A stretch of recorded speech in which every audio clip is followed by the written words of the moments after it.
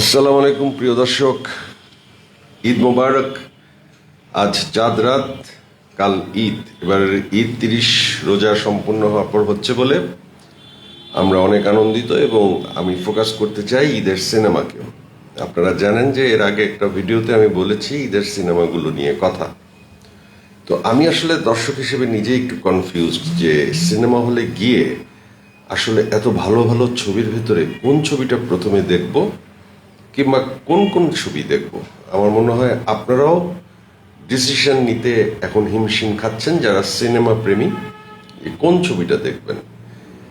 যেটা হয় সেটা হচ্ছে যে শাকিব খানের একটা ফিক্সড দর্শক বা সাকিবিয়ানরা থাকবার কারণে বা শাকিব খানের প্রতি ব্যাপক আস্থা থাকবার কারণে মানুষ পয়সা খরচ করে যখন সিনেমা হলে যায় এবং অতীতের ধারাবাহিকতায় শাকিব খানের প্রিয়তমা, শাকিব খানের তুফান, শাকিব খানের বরবাদ সবগুলো ছবি ব্লকবাস্টার এবং দর্শকের চাহিদা পূরণ করতে সক্ষম হয়, তার প্রতি কনফিডেন্স দর্শকের আরও বেড়ে গেছে এবং বেড়ে যাবার কারণে শাকিব খানের একটা ভোট ব্যাংকের মতো দর্শক ব্যাংক আছে। সেই দর্শকরা শুরুতেই শাকিব খানের প্রিন্স দেখবে, এর মধ্যে কোনো ভুল নেই। বাট এছাড়াও অনেক দর্শক আছে যারা আসলে ডিসিশন নিচ্ছে ছবির quality, merit, director, artist, promotion এবং হাইপ সব কিছু দেখে যে তারা কোন ছবিটি দেখবে।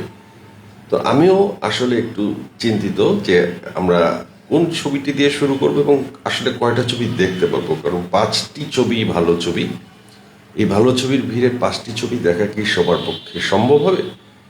অনেকে অনেক অঙ্ক মেলাবে যে কোন ছবিটা দেখব আর কোনটা আসলে খুব দ্রুত ওটিটি প্ল্যাটফর্মে কিংবা ইউটিউবে কিংবা টেলিভিশন চ্যানেলে মুক্তি পাবে, সো তখন দেখে নেব। কোনটি না দেখলেই না, কোনটি দেখলে পয়সা উসুল হবে, কারণ এখানের মধ্যে একটা বিরাট মানি ফ্যাক্টর, পয়সা ফ্যাক্টর। কারণ আপনি একা নিশ্চয়ই হলে যাবেন না, আর হলে যখন আপনি যাবেন সাথে যাদেরকে নিয়ে যাবেন তাদের পপকর্ন, কোক, বিভিন্ন খাবার দাবার, যাওয়া আসা, ফুল ডে একটা ইভেন্ট। সো এখন আমরা কনফিউজ যে আমরা কোন ছবি দিয়ে শুরু করব। আমি প্রিন্সের কথাটা আলাদা রাখলাম। প্রিন্স যদি এর আগের শাকিব খানের ছবিগুলোর মতো তার যোগ্যতায়, তার কারিশমায়, তার ম্যাজিকে আগের বারের ছবিগুলোকেও ছাড়িয়ে যেতে পারে, তাহলে তো প্রিন্স অনবদ্যভাবেই নাম্বার 1-এ থাকবে, এর মধ্যে কোনো সন্দেহ নেই। তবে কম্পিটিশনটা প্রখর, এবার সবচেয়ে বেশি। শাকিব খানের একটা ভাগ্য কি, যখন শাকিব খানের প্রিয়তমা আসলো তখন সুড়ঙ্গ আসলো, নিশোর। সুড়ঙ্গ কিন্তু দুর্দান্ত ছবি, দর্শক হিসেবে আমি বলবো এটি দুর্দান্ত ছবি সুড়ঙ্গ। কিন্তু তখন প্রিয়তমাকে একটু আন্ডারস্টিমেট করা হয়েছিল যে প্রিয়তমা পারবে না, প্রিয়তমা সুড়ঙ্গের কাছে হেরে যাবে। কিন্তু দেখা গেছে যে প্রিয়তমা এমন ম্যাজিক্যাল কিছু জিনিস ছবির ভিতর এনেছে, যার ভেতরে প্রিয়তমা গানটাই হচ্ছে প্রিয়তমার মূল একটা আকর্ষণ। এবং প্রিয়তমাই ছিল ছবির একটা বিরাট আকর্ষণ। মানে ইথিকা পল নায়িকার সিলেকশনটা এত ভালো হয়েছে, নায়িকা ছবিকে অনেক দূর একটা মানে মাইলেজ দিয়েছে। শাকিব খানের গেট আপ, ঈশ্বর যে গানটি, সে গানটিও, সবকিছু মিলিয়ে সুড়ঙ্গের মতো ছবিকে ছাপিয়ে গিয়েছিল প্রিয়তমা। তো ওই ফাইটে শাকিব খান জয়ী হয়েছে। সেই সময় নিশোর বিতর্কিত কথাবার্তা কিংবা সুড়ঙ্গ এত ভালো ছবি হওয়া সত্ত্বেও প্রিয়তমা কিন্তু সুড়ঙ্গকে ছাপিয়ে নাম্বার 1 পজিশনে ছিল। এবং এরপরে দেখা গেছে যে তুফান ছবিটির কথা যদি বলি, রায়হান রাফির সাথে যখন পরবর্তীতে শাকিব খান এসেছে, সেটা আমরা অনবদ্য একটা দারুণ ছবি দেখেছি তুফান। এবং সেখানে আবার নিশোর দাগি ছিল শিহাব শাহিনের মতো ডিরেক্টরের, কিন্তু থাকলেও তুফানের গতিতেই এগিয়েছে। আমার ধারণা যে তুফানের সাথে দাগি ছিল না, সম্ভবত দাগি ছিল বরবাদের সাথে। বরবাদ যেমন তুফানকে ছাড়িয়ে যাওয়া আরেকটি ছবি, অসাধারণ, মানে এত ম্যাজিক্যাল মোমেন্ট ক্রিয়েট করতে পেরেছিল বরবাদে, আমি নিজেই তো হলে মুগ্ধ হয়ে গিয়েছিলাম। সেখানে দাগি একটা দারুণ ছবি ছিল, কিন্তু দারুণ হলেও ছবিটি বরবাদের মতো একটি সুপার হাইপের ছবির সাথে পজিশন ধরে রাখাটা খুব কঠিন হয়েছিল। তারপর একটা ভালো রেজাল্ট অবশ্যই তো দাগিয়ে নিয়ে এসেছে। তো আমি আজকে বলবো যে ছবি সিলেকশন কি করব।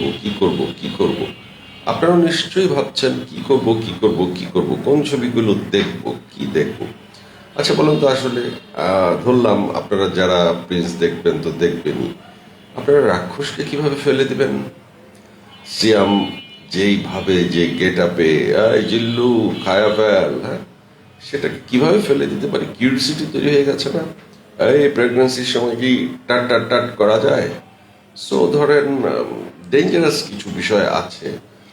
তবে রাক্ষস যেহেতু বরবাদের ডিরেক্টরের ছবি এবং ওই টিম কাজ করেছে, রাক্ষস নিয়ে তো ভালো কিছুই মনে হচ্ছে যে হবে। তো সিয়াম একটা কামড় দিয়েছে, দেখা যাক সেই কামড়টা কি হয়, সেটার প্রতি আকর্ষণ সমানভাবেই আছে। এবার আপনি বলেন তো যে দম দম কিভাবে না দেখে পারা যায়, যেখানে বাংলাদেশি মুসলমান সেই ডায়লগটি, নিশোর পূজাচেরির সাথে সুন্দর কেমিস্ট্রি, পূজাচেরির নাম সম্ভবত রানী, আফগানিস্তান, উজবেকিস্তান, মানে বিভিন্ন লোকেশনে বোঝাই যাচ্ছে একটি দুর্দান্ত কোনো কিছু আমরা বাংলাদেশে প্রথমবারের মতো দেখবো। সো এই ছবিটাও আমরা মিস করি কিভাবে? আচ্ছা, বুঝলাম এই ছবির কথা। এখন আপনি আমাকে বলেন তো যে হুমায়ুন আহমেদের কিছুক্ষণ অবলম্বনে উৎসব যে নির্মাতা বানিয়েছেন, তানিম নূর গত ঈদে যে উৎসব দিয়ে পুরো ইন্ডাস্ট্রির মোড়ই ঘুরিয়ে দিয়েছে, সে আসছে। মোশাররফ করিম, চঞ্চল চৌধুরী, শরীফুল রাজ, সাবিলা নূর, বাঁধন সবাইকে নিয়ে একটা ট্রেনের ভেতরে কি দুর্দান্ত গল্প। বনলতা এক্সপ্রেস না দেখি কিভাবে? Very much confused. সব বাদ দেন, রায়হান রাফি যখন নিজের প্রযোজনায় একটি ছবি বানায়, সে তো ছবির পালস বুঝে, দর্শকের পালস বুঝে। ছবির নাম প্রেসার কুকার, চারটা নারী, অসাধারণ কি দেখায়। আমি তো যতদূর জেনেছি, রাফির সাথেও আমার কথা হয়েছে, যে আমাকে শুধু একটি কথা বলেছেন যে প্রতিটা মুহূর্তে অপেক্ষা করতে হবে পরে কি হবে, মানে 1 সেকেন্ড দম ফেলতে পারবে না কেউ। তো প্রেসার কুকার আবার না দেখি কিভাবে? আমি কনফিউজড। আমার বেছে নিতে হবে যে কোনো 2টি ছবি বা 3টি ছবি। হয়তো আমি আলটিমেটলি পারবো না, আমার 5টি ছবি দেখতে হবে, কিন্তু আমি দর্শকের পয়েন্ট অফ ভিউ থেকে বলছি যে কোনো দর্শক 2টি বা 3টি ছবি বেছে নিবে। মানে কিভাবে সম্ভব? আপনারা একটু কমেন্ট বক্সে জানান যে আপনারা কি প্ল্যান করছেন, কোন 3টি ছবি আপনারা দেখবেন। আপনারা মতামত দেন, তারপর আমরা ধীরে ধীরে আগাবো এবং ছবি দেখব। ঈদের দিন থেকেই ছবি দেখা শুরু করে দিব এবং ছবির রিভিউ নিয়ে আসবো। তারপর আপনি ধরেন এদিকে ঈদের উৎসবটা কত বড় হয় মিডিয়াতে, আপনারা একবার ভেবে দেখেন। ওটিটি প্ল্যাটফর্মে কিন্তু ভালো ভালো কাজ, ক্যাকটাস চরকিতে মেহজাবিন, প্রীতম হাসানের, অ্যালেন স্বপনও আছে সেখানে। সো ওইটাও দেখার জন্য সময় রাখতে হবে, চরকি সাবস্ক্রাইব করতে হবে। এদিকে আপনার আই স্ক্রিনে আছে চক্র, এবং সেটা কার জানেন? সেটা হচ্ছে বেকি জাহেদের, খুব দুর্দান্ত নির্মাতা, পুনর্জন্ম যে বানিয়েছে। সো ওখানে তৌসিফ, বাঁধন, মোমো, মানে একটা ভীষণ মিস্ট্রি আছে ওই জায়গায়। সো আইসক্রিম তো লাগবে। আর আমি পাপ কাহিনী রিলিজ দিচ্ছি না, আমি 14 এপ্রিল রিলিজ দিচ্ছি। আমি এই ভিড়ের থেকে একটু বেরিয়ে একটু হালকা সময়ে আমি পাপ কাহিনী নিয়ে আসছি।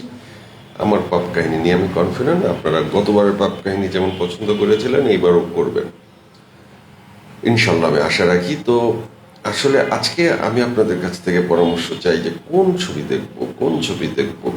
দেখবো। আপনারা কি প্ল্যান করেছেন? তারপর ইউটিউবে কত কত নতুন নতুন নাটক আসছে, দুর্দান্ত প্রমোশনাল। ওই নাটকগুলি কি একটা সিনেমা মনে হচ্ছে আমার কাছে। সেইগুলো নিয়েও তো কথা বলা দরকার। ওইখানে কিন্তু অনেক বাজেটের নাটক হচ্ছে। তারপর ধরেন ব্যাচেলার পয়েন্ট তো আছেই, ঈদে আসছে নতুন। সো এইটা কি পরিমাণ ম্যাসিভ হিট কল্পনাই করা যায় না। এদিকে আমাদের গল্প যেটা মোস্তফা কামাল রাজের, সেটা তো ম্যাসিভ হিট, সেখানেও নতুন নতুন পর্ব আসছে। মানুষজন ঈদের সময় আসলে একসাথে এত কিছু ইন্ডাস্ট্রিতে পায়, সারা বছর পায় না। ঈদের সময় একসাথে এত কিছু পেয়ে মানুষ আসলে দিশেহারা হয়ে যায়। কারণ আমরা যাই না যে বাফেটে খেতে, যে অনেক আইটেম থাকে, 110 রকম আইটেম থাকে, আপনি খাবেন। ইফতারি যান আর সেহরিতে যান আর রোজার সময় ছাড়া নর্মাল সময় যান, 104 রকম 10 রকম আইটেম আপনারা কি খেতে পারেন? এটা চোখের ক্ষুধা। কিন্তু আপনারা শুধু দেখেন, ভিডিও করেন, খান কিন্তু সামান্যই। এরকম ঈদের মতো যে সিনেমাগুলো, নাটকগুলো, ওটিটি প্ল্যাটফর্মের কাজগুলো মুক্তি পাচ্ছে, এগুলো এত বেশি পাচ্ছে, কিন্তু আমরা আসলে কোনটা রেখে কোনটা দেখবো, আমরা রিয়েলি কনফিউজড। আপনারা কমেন্ট বক্সে জানান কি দেখবেন। আপনাদের মতামতের সাথে সাথে আমরাও আমাদের মতামত পরিবর্তন করব, আমরাও আপনাদের তালে তালে হলে চলে যাব এবং ছবি দেখবো। থ্যাংক ইউ ভেরি মাচ, ভালো থাকবেন সবাই। ঈদ মোবারক।